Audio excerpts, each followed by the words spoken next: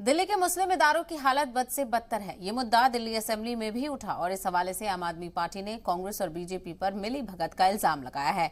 आपके मुताबिक मुस्लिम इदारों को खत्म करने की साजिश रची जा रही है। पेश है रिपोर्ट।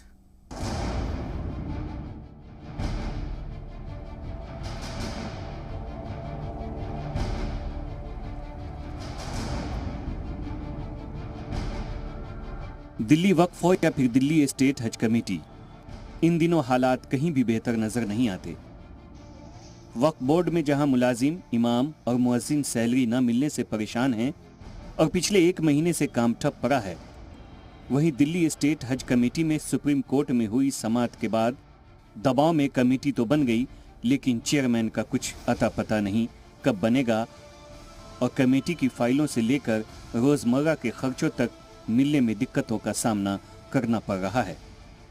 उस कमेटी में कहने को तो 10 से ज्यादा रुकन होते हैं, लेकिन उनके हिस्से का काम साल भर में सिर्फ 15 से 20 दिन का आता है। बाकी के दिन साल भर ये कमेटी सिर्फ नाम की ही होती है, क्योंकि अजमेर उर्स के अलावा दिल्ली में कोई कैंप नहीं लगता। दिल्ली के मुस्लिम इदारों के ये हालात गुजरते दिनों के साथ खराब हो रहे हैं। दिल्ली असेंबली में आम आदमी पार्टी के एमएलए ने इस मामले को जोर शोर से उठाया, लेकिन लोग सवाल करते हैं, सरकार आपकी तो फिर ये सवाल क्यों?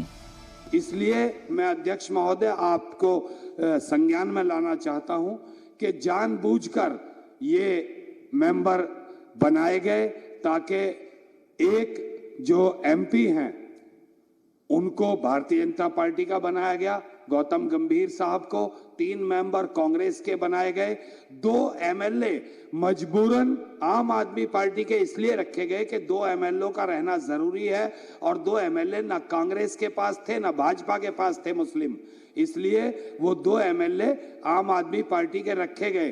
तो मैं तो कहना चाहता हूं आपके माध्यम से कि इस तरह अगर दिल्ली की चुनी हुई सरकार के कामों में अड़ंगे लगाए गए और मेरी आपके माध्यम से और पूरी दिल्ली की आवाम की तरफ से मेरी एलजी साहब से अपील है, दरखास्त है कि ये जो अनकॉन्स्टिट्यूशनल तरीके से उन्होंने हज कमेटी को बनाने का काम करा है, मेंबर्स को डालने का काम करा है, उन्हें अपने निर्णय को वापस लेना चाहिए और उन्हें जो माननीय मुख्यमंत्री जी ने जो नाम भेजे थे उन्हें रिकमेंड करने चाहिए और दिल्ली सरकार के साथ मिलकर काम करना चाहिए। आज वक्फ बोर्ड को खत्म कर दिया और भाजपा ने खत्म किया। कंप्लेन कौन करता है? कंप्लेन करते हैं परवेज हाशमी, कंप्लेन करते हैं चौधरी शरीफ, जो ये कांग्रेसी हैं, मतीन अहमद।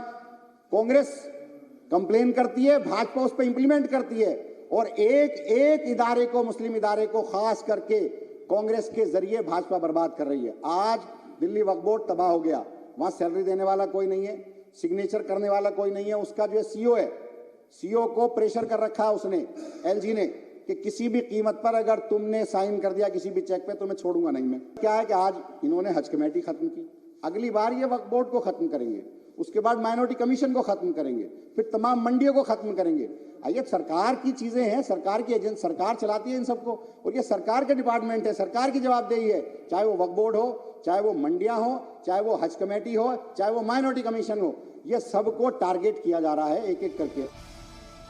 अक़लियती इदारों के खराब होते हालात के बाद दिल्ली वक्फ बोर्ड के 70 लोगों का कॉन्ट्रैक्ट रिन्यू न होने के चलते नौकरी जाने का खतरा बना हुआ है। हालांकि इस सब पर कांग्रेस आम आदमी को ही घेर रही है। कांग्रेस का कहना है कि आम आदमी पार्टी जानबूझकर मुस्लिम इदारों को नजरअंदाज कर रही है। अरविंद केजरीवाल जी नूरा कुश्ती करते हैं एलजी के साथ, वैसे इनके सारे मंत्री और एमएलओ ने भी ये एक रंग अपना लिया है। मैंने सुना कि वक्फ बोर्ड के जो चेयरमैन हैं वो ये कहते हैं कि सीईओ कुछ नहीं कर रहा, मेंबरान कुछ नहीं कर रहे। अरे भैया, जब आपको वक्फ बोर्ड का ट्विटर हैंडल बनाना होता है और वो ट्विटर का अपना अकाउंट से 25 लाख रुपए साल, मैं इसका मुझे ऑफिशियली तो नहीं पता, लेकिन मुझे किसी ने बताया कि 25 लाख रुपए साल का खर्चा वक्फ बोर्ड का ट्विटर हैंडल का है। तो अगर वो आप दे सकते हैं, मीडिया को अगर दे सकते हैं, अपने रंगों रंग में अगर आप अपने आप को चमकाने के लिए अगर पैसे निकाल सकते हैं, तो इमामों के लिए आपके पास पैसे नहीं है। वहाँ के जो मुलाजिम हैं, आज शर्म की बात है कि हमारे इमाम जो हमारे सरों के ताज हैं, जिनके पीछे हम नमाज पढ़ते हैं, उनको अपने हक की लड़ाई लड़ने के लिए सड़क पे बैठना पड़ रहा है। देखिए, हज कमेटी में चेयरमैन तो इन्होंने पहले बनाया था, जो बनाया था वो किसको बनाया था, कैसे बनाया था, किसी भी ठेकेदार को लाके बना दिया, वो भी एक हमने सवाल उठाया था। यकीनन दिल्ली के मुस्लिम इदारों में अगर ऐसा ही चलता रहा तो दिक्कतें और बढ़ेंगी। इस सिलसिले में सभी पार्टियों को सियासत की राह छोड़कर इदारों की बेहतरी के लिए काम करना होगा।